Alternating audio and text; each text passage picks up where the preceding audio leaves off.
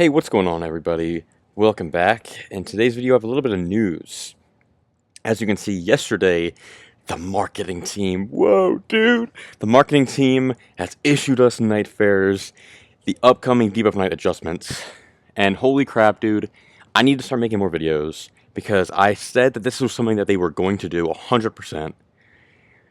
And what they're doing essentially is they are preventing you from D-ranking. We're going to go over all of them. Which, I mean, there's not really much. This is going to be a pretty quick video. It's a little news video, man. A little news action. Because, of course, the depth of night mode is kicking people's nutsacks right now. Majorly. And the other parts of your body for the other people.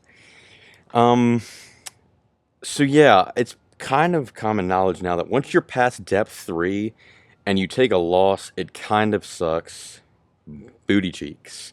I'm currently in depth 4. I think I said that in the last video, and I'm not really planning on going to depth 5, to be honest with you. I just don't think it's worth it, especially because there's no rewards. I definitely think that's something that they're going to add in, is once you've... I think they're going to do depth 3, 4, and 5, they're going to have something for each of those depths. But yeah, let's go over everything here, because I need something to talk about, man. I need something to talk about. So, a new feature to voluntarily decrease your depth ranking by 1 level. I think this is kind of stupid because you could literally just... I mean, no, because you'd have to DC in public lobbies, and then that would be really annoying for your teammates. It wouldn't even be annoying, that'd be hell for your teammates, especially at the higher ranks. So that's a good feature, actually. And then here's the big one. This is the only really good one, and this is something that they, honestly, I can't believe that they didn't think of, but I kind of get it, and it's almost like... I think that they sometimes shouldn't add it, because I think with this game mode, and it's meant to be a really difficult challenge. That's kind of the whole point, is it's meant to be this really difficult challenge for adept players at the game. But this is finally going to prevent you from getting D-ranked, which is probably the most frustrating when you're going from 3 to 4, and then I imagine when you go from 4 to 5, it's probably hell on earth if you're getting D-ranked. Because then you just have to play a couple more hours to get back to where you are, especially because these depth and night games take way longer than regular games, right? Where a regular game is like 35 to 40 minutes long.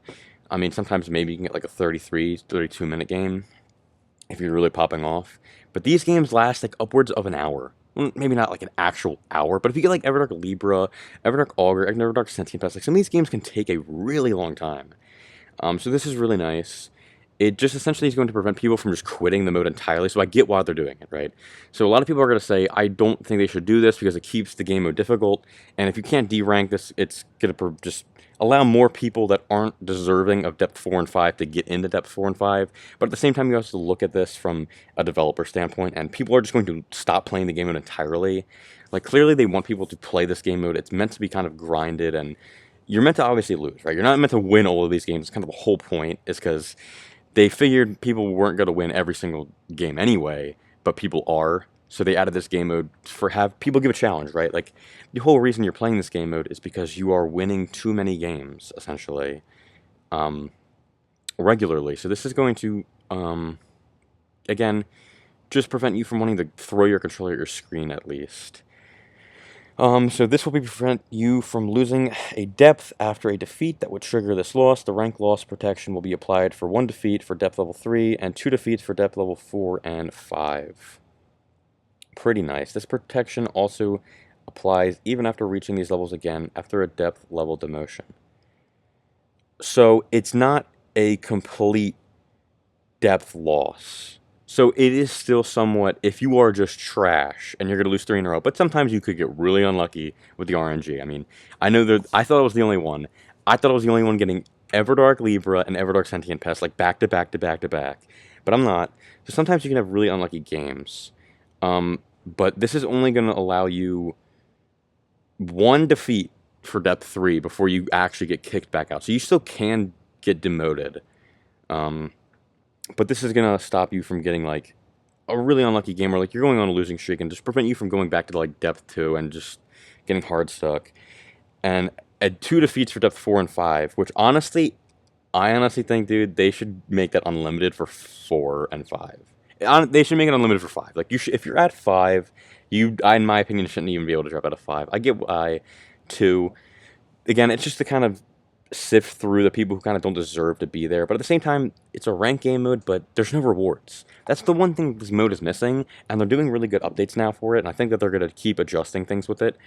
But there needs to be a reason to play this game mode. The only reason so far to play is to brag to people and kind of get some new gameplay and have more randomness. But at the same time, it's like the most fun I had with this game mode was Depth 2.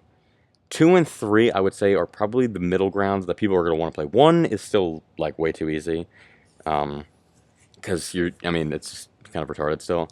But 2 was actually really fun. It was to where your OP builds are not just absolutely smoking everything and it's not even fun, but it's actually more of a challenge where things still feel like if you get hit, you're actually somewhat in a bad position, right? Like you actually just can't tank hits for no reason. So being able to go back down is what I think a lot of people are going to do. I kind of forgot what I was going to say, but it probably wasn't that crazy. Steam players will be able to continue ongoing session if they get disconnected due to... Okay, that's cool. But yeah, this came out yesterday. Shout out to the 109 people who saw this. It's epic. But yeah, all pretty good stuff, man. All pretty good stuff. Not much else to say. I mean, I can keep yapping about it, but that's just the news. That's just what I mean, I imagine if you're watching this, you kind of understand what I'm saying. I'm probably saying the same topics and things that you agree with anyway.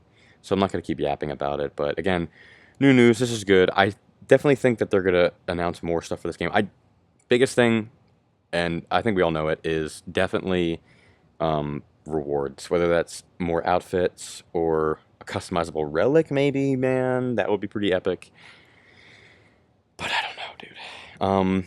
I'm still thinking about going to Depth 5. Let me know in the comments, man, if I'm a hoe for not wanting to go to Depth 5, and maybe I can get peer pressured into trying, but I would probably just be playing Iron Eye or Wilder, and that would be kind of boring.